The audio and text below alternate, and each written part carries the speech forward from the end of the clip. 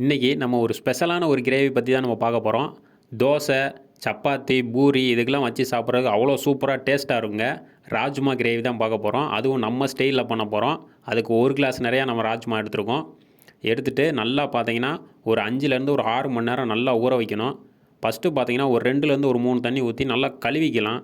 கழுவிட்டு நம்ம ஊற வச்சுருவோம். நல்லா 5லேருந்து 6 மணி நேரம் கழித்து நம்ம பார்க்கலாம். இந்த ராஜ்மா கிரேவி இன்றைக்கி நம்ம ஸ்டைலில் பண்ண போகிறோம். அதுவும் ஈஸியாக, டேஸ்ட்டாக, சிம்பிளாக பண்ணி முடிச்சிடலாம். வாங்க எப்படி பண்ணலாங்க பற்றி பார்க்கலாம். அதே மாதிரி இது செய்கிறதுக்கு ரொம்பவும் டைம் எடுக்காதுங்க. ஸ்பீடாக முடிச்சிடலாம். அதே மாதிரி இதுக்கு எதுவும் மசாலா அரைச்சி ஊற்றணுமானா கேட்டால் அதுவும் எதுவுமே கிடையாது. நார்மலாக நம்ம வச்சுருக்க மசால் பொடியை வச்சே நம்ம ஈஸியாக பண்ணி முடிச்சிடலாம். இப்போ பார்த்தீங்கன்னா ஒரு 5லேருந்து 6 மணி நேரம் நல்லா ஊறி இருக்குங்க. இப்போ வந்து இதை குக்கரில் வச்சு ஒரு 3 விசில் வச்சு எடுத்துக்கலாம். அதான் நல்லா வெந்து வந்துடும். கொஞ்சமாக உப்பு சேர்த்துக்கலாம். உப்பு சேர்த்துட்டு ஒரு 3 விசில் வச்சு எடுத்துக்கிடுவோம். குழஞ்சிடக்கூடாது, கரெக்டான பக்குவத்தில் இருக்கணும். அதுக்கு தான் இப்போ வந்து பார்த்தீங்கன்னா 3 விசில் ஆயிடுச்சு. இப்போ நான் திறந்து காமிக்கிறேன் எந்த பக்குவத்தில் இருக்குன்னு. நீங்களே பாருங்கள். இந்த பக்குவத்தில் இருக்கணும். இந்த மாதிரி நம்ம குக்கரில் வேக வச்சு எடுக்கிறதுனால நம்மளுக்கு வந்து இந்த கிரேவி வந்து ஈஸியாக பண்ணி முடிச்சிடலாம். அதுக்கு தான் 4 தக்காளியை வந்து நம்ம சுடுதண்ணியில் போட்டு நல்லா கொதிக்க விட்டு எடுக்க போகிறோம். ஒரு நிமிஷத்துலேருந்து ஒரு 2 நிமிஷம் நல்லா கொதிக்க விடும் போது அதோட தோலெல்லாம் எடுத்துகிட்டு நம்ம வந்து அதை அரைச்சி சேர்க்க போகிறோம் பேஸ்ட்டாக. அதனால தான், வேறு ஒன்றும் கிடையாது. இப்போ பார்த்தீங்கன்னா நல்லா ஒரு நிமிஷம் நல்லா கொதிச்சிருக்கு. இப்போ எடுத்து தனியாக வச்சு நம்ம தோலெல்லாம் எடுத்துகிட்டு நல்லா அரைச்சி எடுத்துக்கலாம் பேஸ்ட்டாக. இப்போ வந்து நம்ம கிரேவி பண்ண ஸ்டார்ட் பண்ணிடலாம். இப்போ கொஞ்சமாக ஆயில் சேர்த்துக்கலாம். சீரகம் ஒரு 1/2 ஸ்பூன், சோம்பு ஒரு 1/2 ஸ்பூன் நம்ம சேர்க்க போகிறோம்.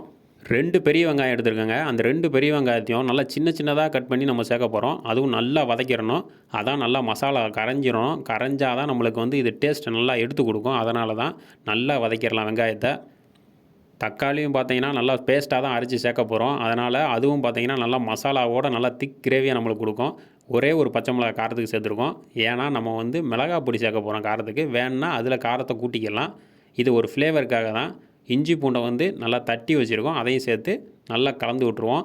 கலந்து விட்டு நல்லா பார்த்தீங்கன்னா வெங்காயம் நல்லா வதங்கி வரணும். இன்னும் காமிக்கிறேன் எந்த பக்குவத்தில் இருக்கணும்னா, இந்த பக்குவத்தில் இருக்கணும் வெங்காயம். இப்போ வந்து தக்காளி அரைச்சி வச்சுருக்கோம் பார்த்தீங்களா, அந்த பேஸ்ட்டை சேர்த்துக்கலாம். நல்லா எண்ணெய் பிரிஞ்சு வரணும். அந்த அளவுக்கு நல்லா பார்த்தீங்கன்னா தக்காளியை நல்லா வதக்கணும். இப்போது இந்த டயத்தில் மசாலா சேர்த்துக்கலாம். ஒரு 1/2 ஸ்பூன் மஞ்சள் தூள். காரத்துக்கு பார்த்தீங்கன்னா நம்ம 1 ஸ்பூன் நிறையா மிளகாய் பொடி சேர்க்குறோம்.